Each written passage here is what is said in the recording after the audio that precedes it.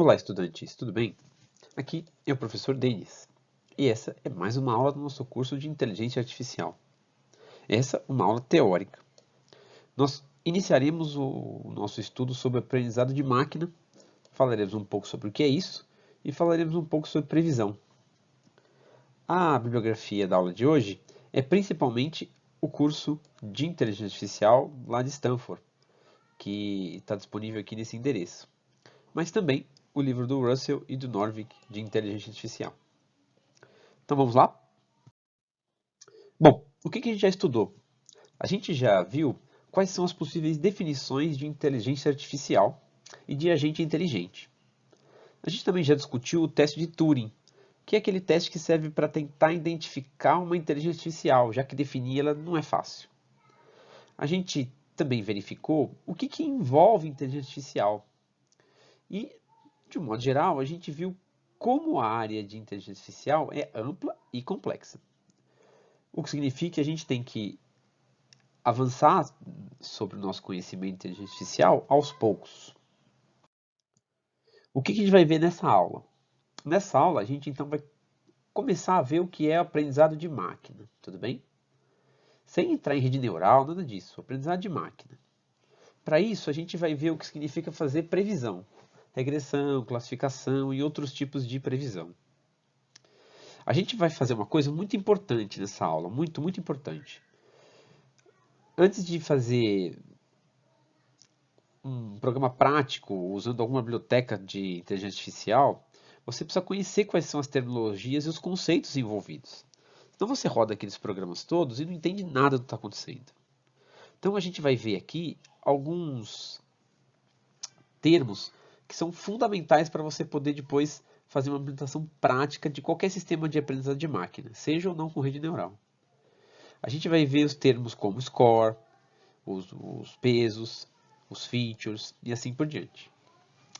Note que por escolha nossa, por escolha minha, a gente vai, sempre que fizer sentido, a gente vai usar muitos dos termos em inglês, ok? A gente poderia tentar traduzir isso daqui tudo, e sempre que tiver uma tradução eu vou tentar passar para vocês. Mas a ideia de usar os termos em inglês é que a gente possa manter uma relação direta com os programas de implementação, que são todos feitos em inglês, tá bom?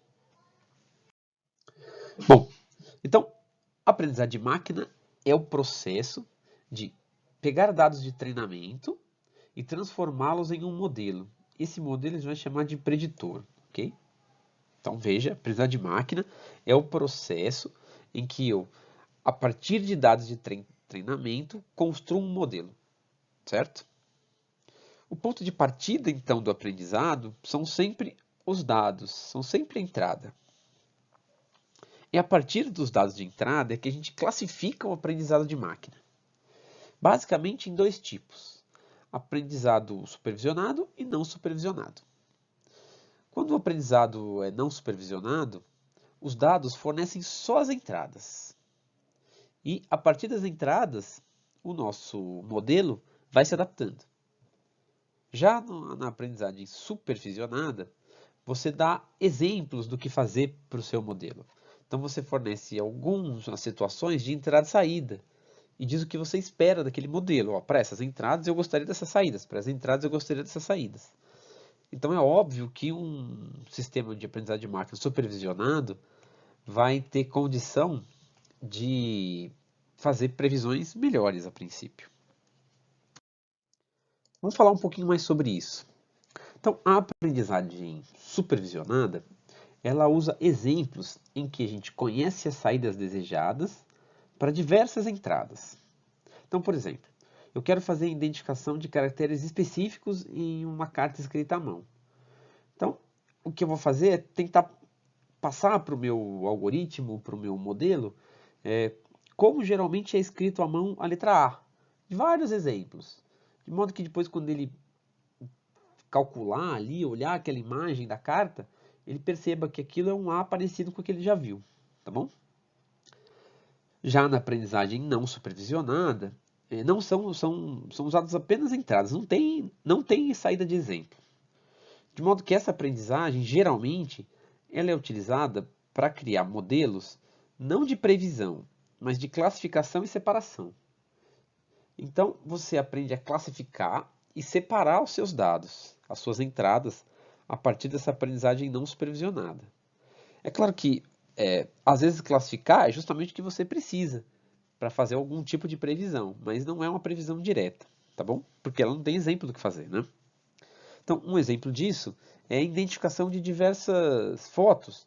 Você mostra diversas fotos e você consegue ensinar uma rede neural ou um outro modelo de aprendizado de máquina a identificar que a mesma pessoa aparece em várias fotos. Isso você consegue fazer sem exemplos, mas você não consegue que ela identifique quem é aquela pessoa, porque é impossível. Para ela identificar quem é, você precisa pelo menos em uma vez falar, ó, essa pessoa aqui se chama professor Denis, e assim por diante, tá bom? De qualquer modo, a gente vai começar o nosso estudo de aprendizado de máquina pelo aquilo que é mais usado e pelo aquilo que é um pouco mais simples de entender o que faz, na minha opinião, que é a aprendizagem supervisionada, ok? Bom, para a gente ter um diagrama e não ficar muito perdido, então a ideia geral do que a gente vai estudar aqui é o seguinte: a gente pretende, a partir de dados de treinamento, encontrar alguma forma de fazer um aprendizado da nossa máquina, e quando digo máquina, geralmente é um código, um programa de computador, de modo a conseguir um certo preditor, um programa que seja capaz de, a partir de qualquer entrada, chegar numa saída, certo? E é claro que isso pode ser cíclico. Depois de um certo tempo, eu posso fornecer mais dados de treinamento e mudar ou melhorar o meu preditor, tá bom?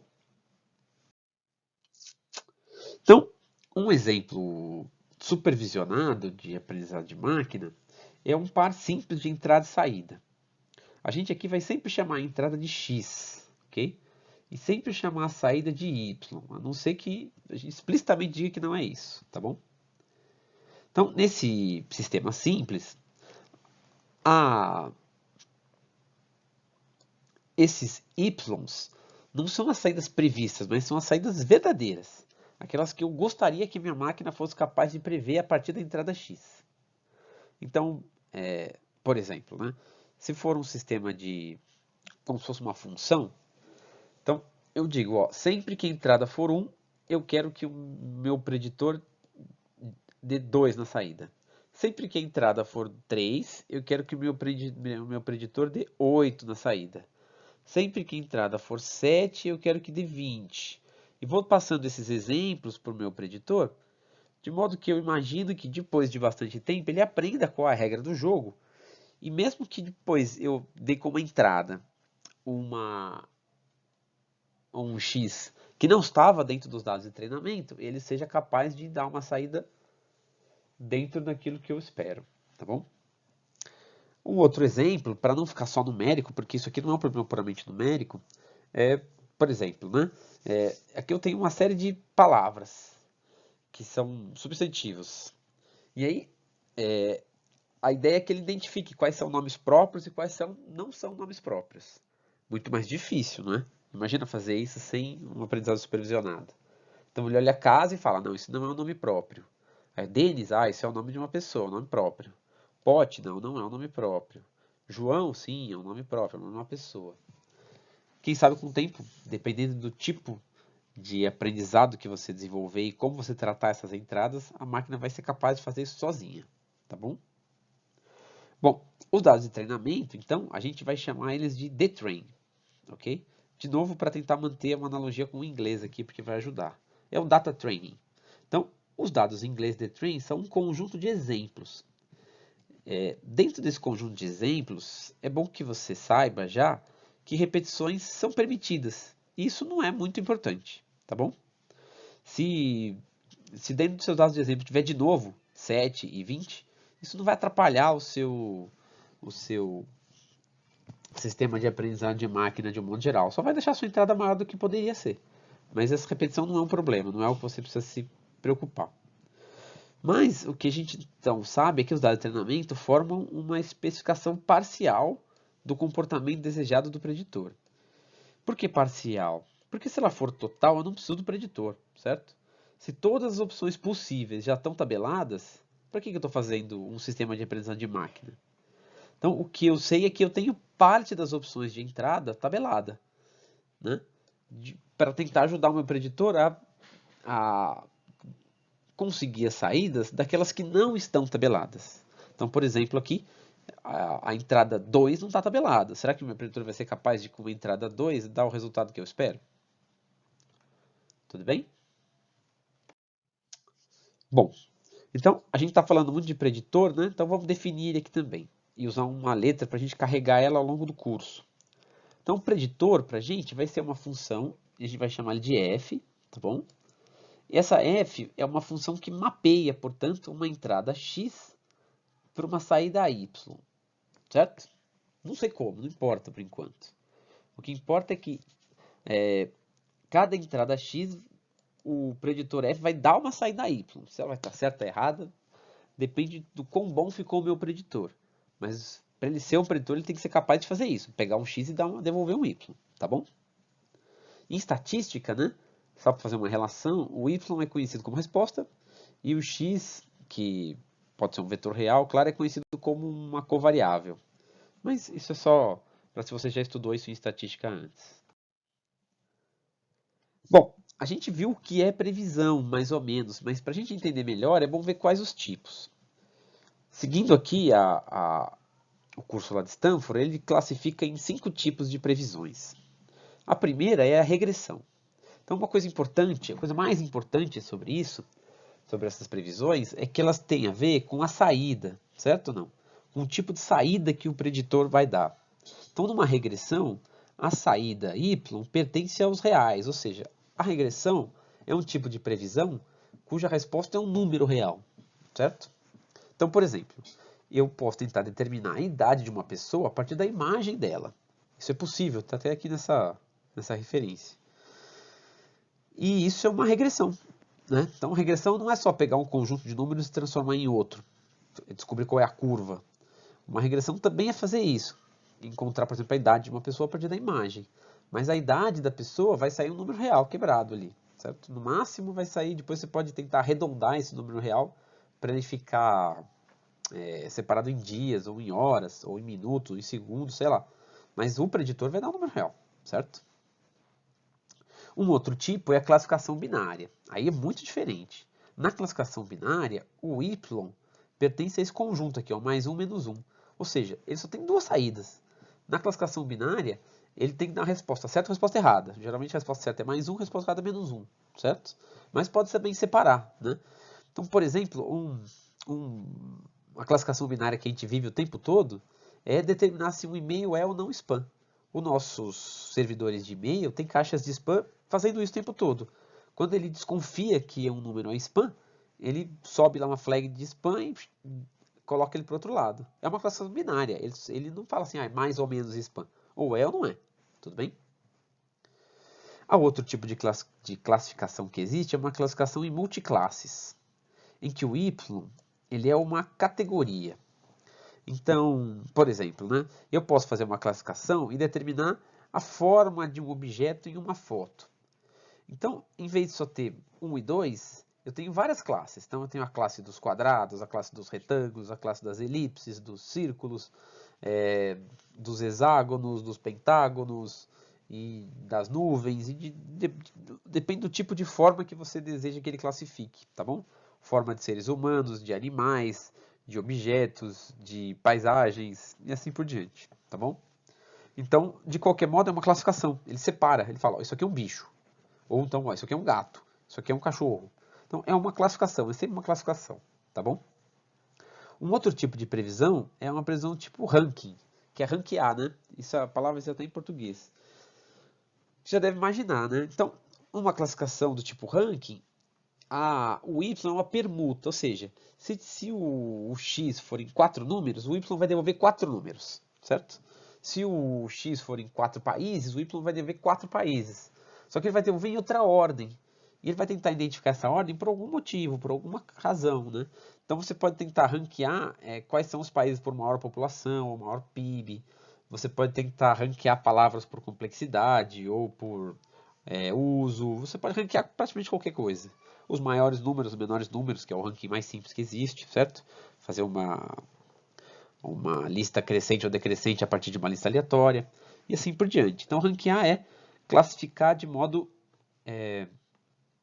a reorganizar a entrada numa nova saída. E, por último, é a previsão estruturada. A previsão estruturada é provavelmente a mais complexa. O Y é um objeto composto por diversas partes e você precisa fazer tudo ao mesmo tempo. Então, por exemplo, um exemplo clássico de previsão estruturada é tradução. Então, quando você entra com a frase lá em um tradutor, The Blue House, essa previsão estruturada não pode analisar separadamente cada palavra. Ela precisa fazer isso, mas também precisa analisar toda a estrutura do processo. E nesse caminho, às vezes ela vai sumir com uma palavra, porque duas vão virar uma, ou alguma coisa do tipo, e vai talvez reorganizar. Então ela faz um ranking, faz tudo ao mesmo tempo e transforma isso em a casa azul, certo? Então note, o D virou A, o artigo foi no mesmo lugar. Agora, o blue foi para o final da expressão. Blue foi para o azul e o substantivo house foi para o meio da frase. Então, note, é uma previsão estruturada, é algo bastante mais complexo. Mas entenderam ou não? Eu posso fazer previsões estruturadas de vários outros tipos, desde que eu tenha uma lista de objetos e precise analisar eles mais ou menos tudo ao mesmo tempo, a partir da estrutura que eu espero que ele tenha. Tá bom? Bom, a gente falou bastante de previsão. E falou bastante do que é aprendizado. Então vamos fazer uma definição agora. Sempre que eu usar essas caixinhas vermelhas, eu estou tentando fazer uma definição fixa, importante, tá bom? Então, ó, aprender, portanto, é usar os dados de treinamento para produzir um preditor f, que é uma função que pega as entradas x e tenta mapeá-las nas saídas y, que de fato são funções de x, ok? Então, do ponto de vista matemático, aprender é tentar encontrar quem é o f, capaz de fazer que f de x seja igual ao y, sendo que você conhece o x e o y. Tudo bem? Então, uma coisa tem em mente, claro, é que o que a gente quer é o preditor que funcione aproximadamente, mesmo para aqueles exemplos que a gente não viu no DataTrain. A gente vai ver que é difícil fazer um preditor até que reproduz todos os dados do DataTrain. É mais fácil fazer uma tabela para fazer isso. Mas eu não quero isso, né? Porque a tabela não vai saber o que fazer para os dados que não estão lá, tá bom? Então a gente quer que ela funcione de forma aproximada, mas também para os dados que não estão na lista de dados do treinamento.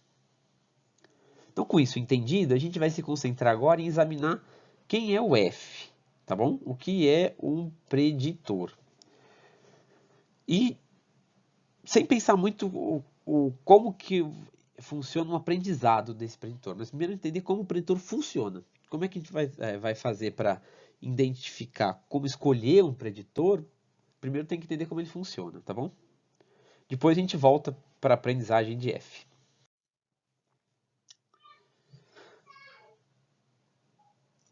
Bom, agora o que a gente tem que fazer então é ver alguns conceitos fundamentais. A gente vai parar um pouquinho e vai olhar dois conceitos que sem eles a gente não consegue entender o que é um preditor. Muito importantes que quando a gente for lá para as nossas redes neurais ou para outros tipos de aprendizado, que são os features e os pesos, ok?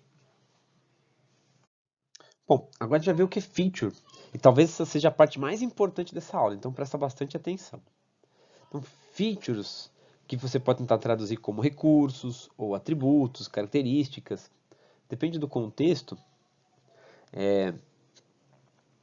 são aquelas propriedades que a gente precisa dos dados. Então a gente vai tentar descobrir aqui quem são os features das de entradas. Então, note, antes de definir exatamente o que perceba que nem todo dado de entrada é simples como um número puro. A gente viu vários casos de dados de entrada muito complicados, certo? Como, por exemplo, uma frase em inglês que eu quero traduzir para o português.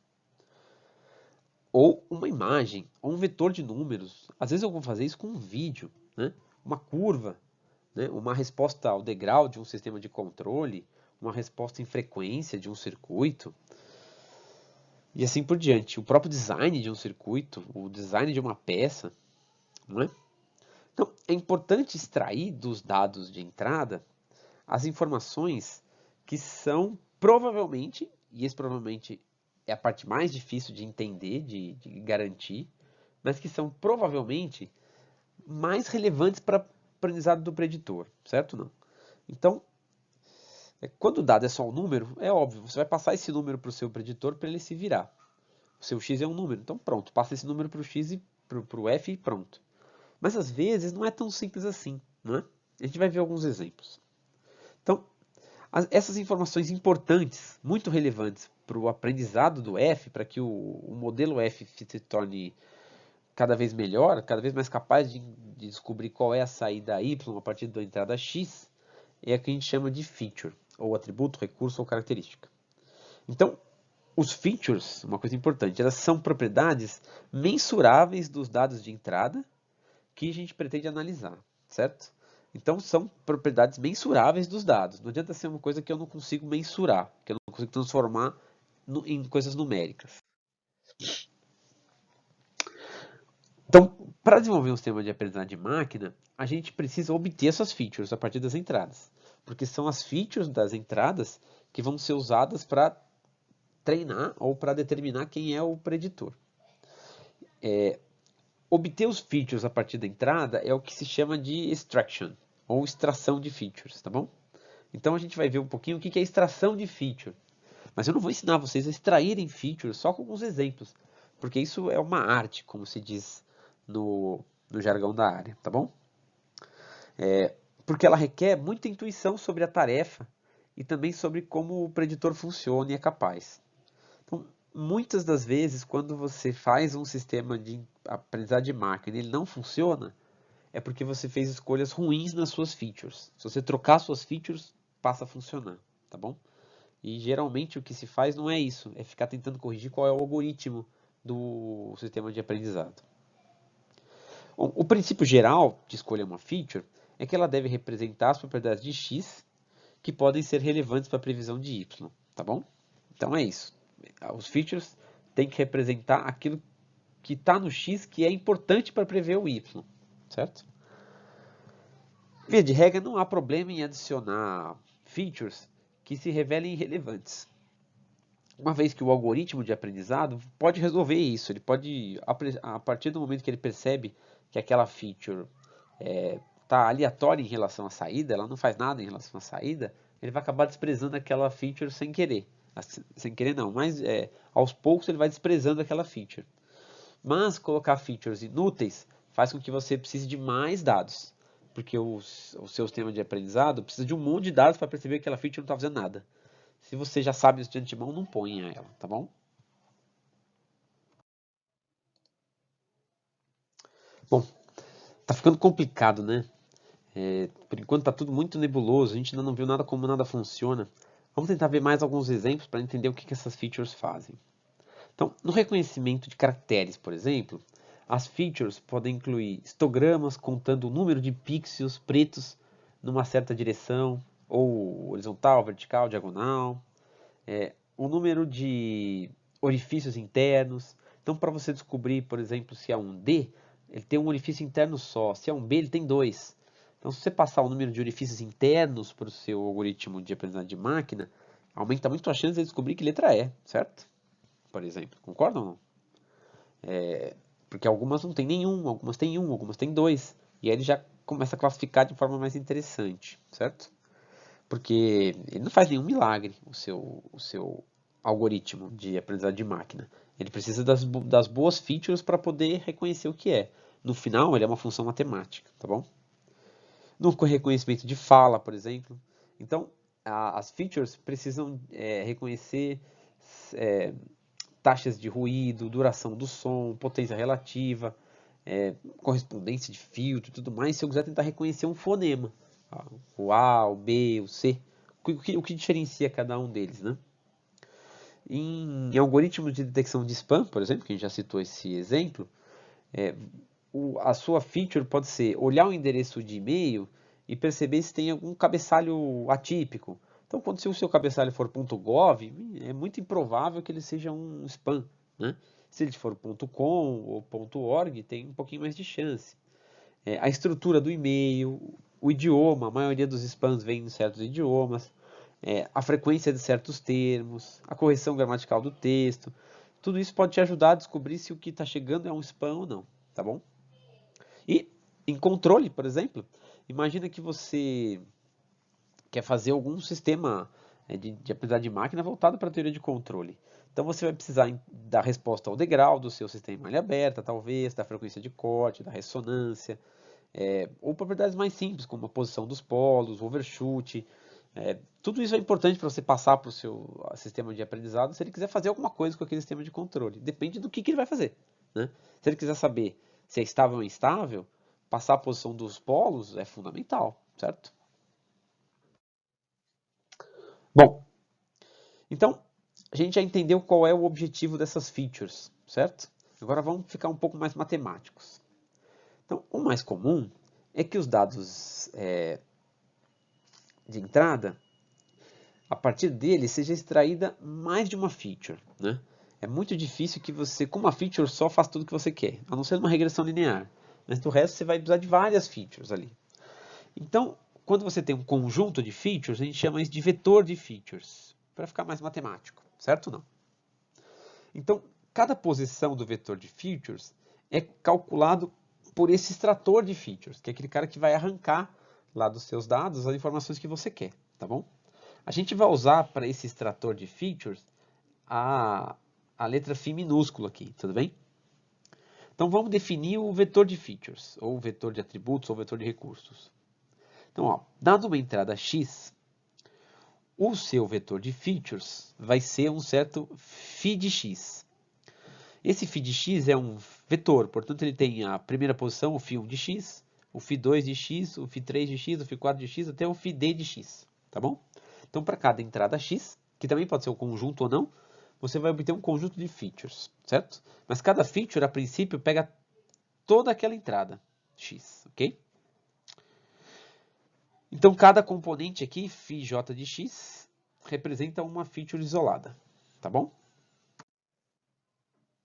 Bom, a gente viu bastante feature. Agora, para a gente chegar em algum lugar e poder entender como tudo se interliga, a gente precisa do próximo passo, que é o vetor de pesos. Esse não costuma ser tão difícil de entender o que significa. Então, os pesos, né, que a gente vai sempre chamar de W, se for o vetor é um W maiúsculo, os pesos são aquilo que vai ponderar o quanto cada feature é relevante para a previsão, certo? Porque se eu tenho duas features, eu tenho que decidir, todas elas são absolutas, uma vez que uma delas exista, pronto, resolveu o problema? Não é assim, né? Então eu tenho que dizer, ó, a primeira feature é a que mais importa para uma previsão positiva, mas a segunda ajuda, né? Ou o contrário, ou as duas têm têm o mesmo peso, tanto faz, alguma coisa do tipo, tá bom? Então, esse vetor de pesos funciona assim, ó. Para cada feature, e eu vou já J aqui para as features, para cada feature J, a gente tem que ter um número real, um ômega J, que é o peso daquela contribuição da feature para a previsão, certo ou não? Então eu preciso ponderar essas features por um certo peso, senão eu não vou conseguir fazer previsão nenhuma, tá bom? Vamos olhar um exemplo mais simples para a gente não se perder. Vamos olhar no contexto da classificação binária. Então, em classificação binária, a gente vai usar features também binárias. Vamos pegar uma coisa mais simples. Então, uma classificação binária com features binárias. Se eu tiver uma classificação binária, ou seja, a saída tem que ser mais 1 ou menos 1, e as minhas features vão ser binárias, 0 ou 1. Então, ou a feature existe ou não existe, certo? Estes pesos, ômega de J, vão ter uma interpretação bastante intuitiva, certo? Se o ômega de J for positivo, então a presença daquela feature favorece uma classificação positiva. Ou seja, se o peso for positivo, quando eu multiplicar esse peso por 1, ele vai falar, opa, vai dar um número cada vez mais maior, mais positivo. E a gente vai classificar de uma forma positiva, ou seja, a gente vai tender para aquele resultado mais 1 na minha classificação binária, para o meu y igual a mais 1. Por outro lado, se o ômega de J for negativo, a presença daquela feature vai favorecer uma classificação negativa, vai favorecer que o meu y tenda para o resultado igual a menos 1. Tá bom? Entenderam? Então, observa aqui, enquanto o vetor de feature depende da entrada, ou seja, o φ de x depende de x, cada feature vai depender da entrada, é lógico, é óbvio. O valor do peso, não. Os pesos estão ligados ao preditor. Os pesos estão ligados ao modelo. De algum modo, aprendizado é encontrar esses pesos. A gente vai entender isso melhor daqui a pouco, tá bom? Bom, portanto, uma parte fundamental do algoritmo de aprendizado é determinar esses pesos a partir do dado de treinamento, pensando que a gente está nem sempre, né, num aprendizado supervisionado. Em redes neurais, por exemplo, que são preditores muito utilizados, usa-se esse termo treinar a rede. Quando eu digo que eu estou treinando a rede, eu estou fazendo algo muito semelhante a calcular os pesos que a gente está vendo aqui, tá bom? É que lá tem peso de interconexão, mas é muito parecido. A gente vai ver em algumas aulas para frente como determinar esses pesos. E a gente vai ver como isso pode ser complexo na medida que essas previsões se tornarem também cada vez mais complexas, né? À medida que o meu preditor vai ficando complicado, ele vai tendo cada vez mais pesos. E determinar esses pesos pode ser muito difícil. Mas a gente já daqui a pouco já vai ter uma ideia de como se determinar esses pesos. É com o gradient descendant, para quem já ouviu falar. Bom, conhecendo as features e os pesos, a gente pode chegar no score. Então, o que é o score, a pontuação de um certo preditor? Ele vai ser importante para o preditor tomar a sua decisão. Então, vamos partir de um caso simples, que é um preditor linear. Então, para um preditor linear, a gente pode dizer que, dado um certo vetor de features φx e um certo vetor de pesos ômega, a gente vai definir o score dessa predição como o produto escalar entre esses dois vetores. Oh, acredito. Sério? Só isso? Só isso. Se o preditor for linear. O score, então, representa intuitivamente o grau de uma classificação positiva ou negativa, tá bom? O preditor é linear porque o score é uma função linear de ômega, certo? Ele podia não ser linear, mas a gente escolheu fazer uma função linear. E, mais uma vez, né, vamos tentar aproveitar o contexto da classificação binária, com features binárias, que é o caso mais simples. Nesse caso, o score agrega a contribuição de cada feature, ponderando apropriadamente cada uma delas, certo? Então, a gente pode pensar em cada feature como se fosse uma votação nessa classificação. Só que algumas têm mais peso, outras têm menos peso. Calcular o score, então, é a coisa mais simples que se pode imaginar. É fazer o produto escalar, ou seja, cada termo do vetor de peso é multiplicado pela presença ou não, ou pelo valor ou não daquela feature. E aí eu vou somando tudo isso e chego num determinado score, tá bom?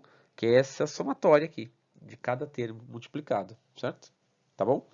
Então, o score diz se, no final das contas, dados aqueles pesos, aquelas features, para cada entrada o score deu alto ou deu baixo, ou deu na média, como é que foi esse score, certo?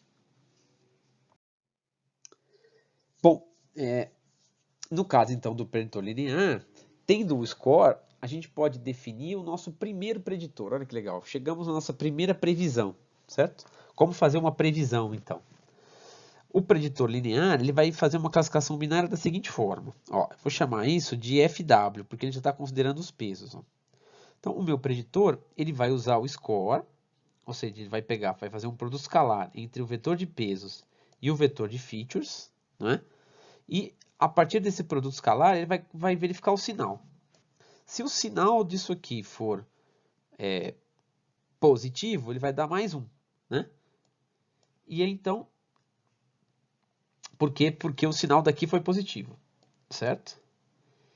Se o sinal deste produto escalar aqui der negativo, essa função sim vai dar menos 1, porque aqui era negativo, ok? E vai ficar só um caso que você não sabe o que fazer, é se por acaso esse produto escalar der zero, tá bom? Aqui a gente colocou como interrogação, mas você de verdade pode colocar ou mais 1 ou menos 1, porque a chance do score dar em cheio igual a zero geralmente é muito baixa, tá bom? O score tende a ser um número real, não um número inteiro, ok? Entenderam ou não? Simples, né? Para fazer uma predição do tipo classificação binária, 0 ou 1, Se você tiver as suas features e os pesos de que cada feature vai contribuir para a sua previsão, basta fazer essa conta, não é? E você já tem um preditor. Estamos dando passos largos para o nosso aprendizado de máquina. Vamos ver um exemplo, então. Imagina que você quer descobrir se vai chover amanhã, considerando um modelo muito simples de previsão do tempo que se baseia apenas em 4 entradas. Quer dizer, em 2 dados de entrada e 4 features. As duas dados de entrada é a data, que você quer saber se vai chover ou não, e o clima do dia anterior. Ou seja, como eu estou querendo saber se vai chover amanhã, eu quero saber qual a data de amanhã e o clima de hoje, certo? E com isso, a gente criou um vetor de 4 features possíveis. Então, essas features tentam descobrir o seguinte, ó. Estamos no verão? Porque no verão chove mais, a partir da data. Estamos no inverno? Porque no inverno chove menos, a partir da data.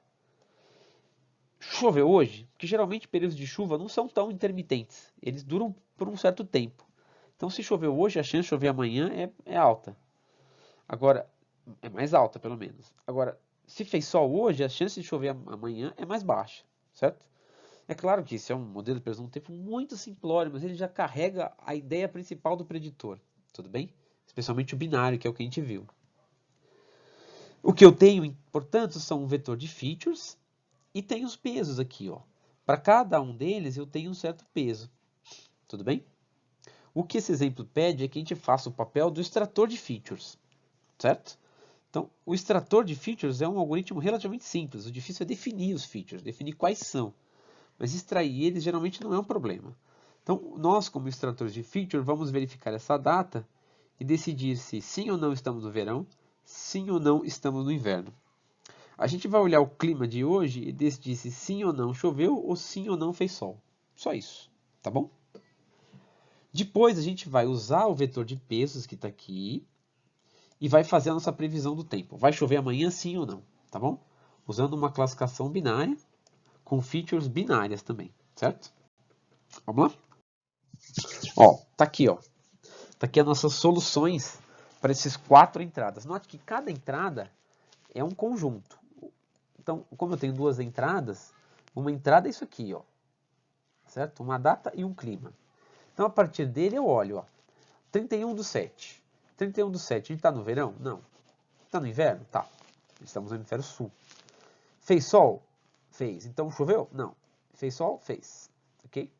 Então, dado que eu tenho agora as minhas 4 features binárias, eu vou fazer o meu cálculo do meu preditor. Ó. Eu vou pegar os meus pesos, e note que os pesos dizem aquilo que a gente mais ou menos imagina. Se tiver no verão, eu tenho uma chance positiva de classificação, ou seja, tenho uma chance de dizer que vai chover. Então, o meu peso é positivo. Lembra que a história de positivo e negativo? Se ficou meio confuso, acho que agora deve estar ficando mais claro. No inverno, eu tenho uma chance negativa de não chover. Então, o peso vai ter que sair negativo. Entenderam? Agora ficou mais claro, tenho certeza. Ó, se choveu hoje, tem mais chance de chover amanhã? Tem. Então, o peso tem que ser positivo. Que a pergunta é, vai chover amanhã?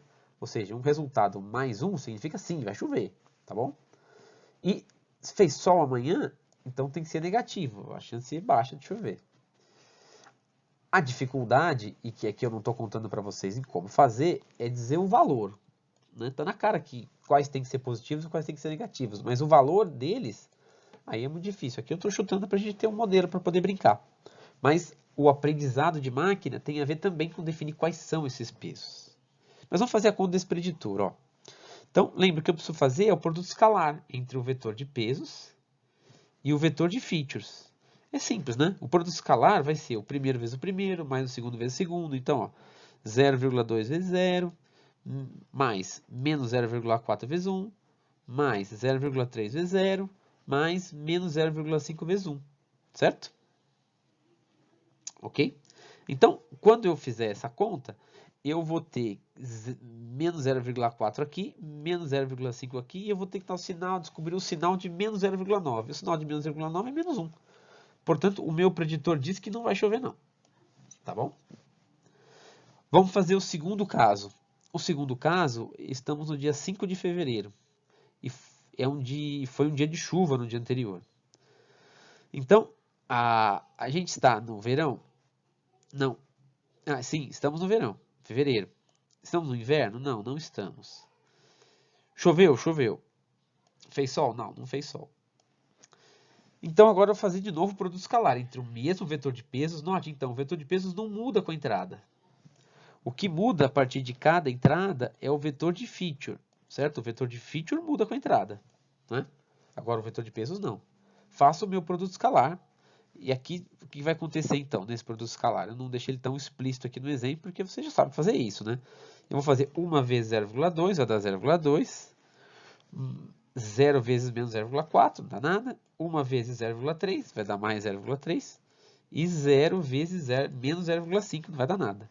Então, isso aqui vai dar o sinal de 0,2 mais 0,3, o sinal de 0,5, que é igual a 1. E sim, o meu preditor diz que vai chover. Tá bom? Tentem fazer vocês agora os próximos. Tentem definir as outras features e ver se vocês batem com as minhas. E façam a conta, que pergunta se vai chover no dia 1º de maio, quando choveu no dia anterior. A resposta é sim. E aqui tem as outras com as suas respostas. Tá bom? Tentem fazer e vejam se confere com o meu exemplo. Bom, agora vamos deixar para vocês 2 exercícios. O primeiro exercício é para você descobrir se você vai ter diabetes ou não. Esse já é um exercício bem mais próximo do real, mas a gente ainda está começando a ver o que é aprendizagem de máquina, lembrem disso. Então, a gente sabe-se, é conhecido, né? Se você quiser, olha aqui a minha fonte, que fatores de risco para diabetes tipo 2 são sobrepeso, gordura localizada na cintura, pressão alta, diagnóstico de pré-diabetes, altas concentrações de colesterol e triglicéridos no sangue, tabagismo, idade avançada, estilo de vida sedentário e dieta altamente calórica. Tudo bem? Todos esses fatores são pré-requisitos são fatores de risco para se ter diabetes. Então, de algum modo, você precisa construir as suas features a partir dessas informações aqui, ó, tá bom? Então, esse não é um exercício de cálculo, é um exercício de reflexão. E eu estou pedindo para que vocês enumerem os possíveis dados de entrada e as suas features. Então, se você tivesse que fazer um algoritmo para isso, para fazer uma previsão se uma pessoa vai ter diabetes do tipo 2, o que você precisa saber dessa pessoa? Isso são os dados de entrada. A partir desses dados de entrada, que features você vai extrair, ok? Lembrem-se então que a feature precisa ser mensurável. Ela pode ser binária ou não binária, mas ela tem que ser mensurável. Você não pode ter uma feature esquisita que você não sabe, não tem como determinar, tá bom? Vou deixar um segundo exercício aqui para vocês. Já um exercício mais de cálculo, já mais mastigado. Então, de novo, a gente está trabalhando sempre com um exemplo simples, tá bom? Então, imagine que você é um engenheiro e pretende desenvolver um sistema de manutenção preditiva de um motor DC com aprendizado de máquina. Ou seja, ele quer descobrir quando o motor vai precisar de manutenção. Para isso, o que ele faz? Ele mede a corrente de 10 em 10 minutos por 10 minutos de um motor. Pega esses dados e fala, bom, preciso descobrir se eu vou fazer manutenção desse motor ou não. Então, o que eu sei que por especificação é que esse motor deveria trabalhar nesse sistema, que não vem ao caso, entre 0,9 e 1,1 amperes. Então, eu vou dar no slide seguinte 5 sequências de entrada. E o que eu estou pedindo para vocês fazerem é o seguinte, mais ou menos que nem um exemplo lá. Faça o papel do extrator de feature e determine o valor de cada feature. As features que vocês vão determinar são: a corrente média está ok, existe sobrecorrente, não existe, existe subcorrente e o sistema tem muitas ou poucas oscilações. Então, a primeira é, para saber se a média está ok, o que se faz é calcular a média dessas entradas, certo? Das correntes medidas pelo engenheiro lá, subtrair 1, porque está na metade do intervalo aqui, entre 0,9 e 1,1, e descobrir se essa média é menor do que esse valor de referência. Se isso for verdade, então é 1, a média está ok. Se não é 0, a média não está ok. A outra coisa é sobrecorrente. É 1 se em alguma das 10 medidas o motor ultrapassou o especificado. O máximo de corrente que se espera é 1,1. Então, se ele ultrapassou isso, tem sobrecorrente. Se não, é 0. O critério para definir a feature de subcorrente é assim, ó. vai ser 1 se em alguma medida a corrente ficou abaixo do especificado. Ou seja, o especificado é 0,9. Se eu tiver uma medida menor que 0,9, sim, tem subcorrente, senão não. Tá bom? Então, essas 3 features são binárias, ok? A última não vai ser. A última é oscilações. Então, um motor que oscila muito de corrente pode ser que precise de manutenção preventiva. Então, o que eu vou fazer é identificar o número de mudanças de corrente. São 10 medidas, eu posso ter algumas mudanças ao longo das 10 medidas. E oscilações vai ser simplesmente esse número, 3, 4, 5, 0 oscilações, tá bom? Bom, o A é para determinar as features, o valor das features. E o B é para fazer o preditor linear, como a gente fez lá no exemplo, certo? Ó, aqui estão as entradas, então. São 5 sequências. E cada sequência tem as 10 medidas, que foram medidas de 1 em 1 minuto lá da corrente do motor, tá bom? E aí eu estou pedindo as features, então, certo? Que eu já expliquei como calcular. Se precisar, volta um pouquinho no vídeo aqui e pega de novo. A partir daí tem os seus pesos, ó. O peso 1, o peso 2, o peso 3 e o peso 4. Reflita se os pesos que eu escolhi fazem sentido. Eu posso ter feito uma escolha ruim nesse exercício. Fazem sentido, né? Se eles serem negativos ou positivos. E aí faça as previsões, tá bom? Você vai ter uma manutenção Você vai precisar fazer uma manutenção nesse motor caso as medidas fossem iguais à do primeiro conjunto? A do segundo? A do terceiro? A do quarto? A do quinto?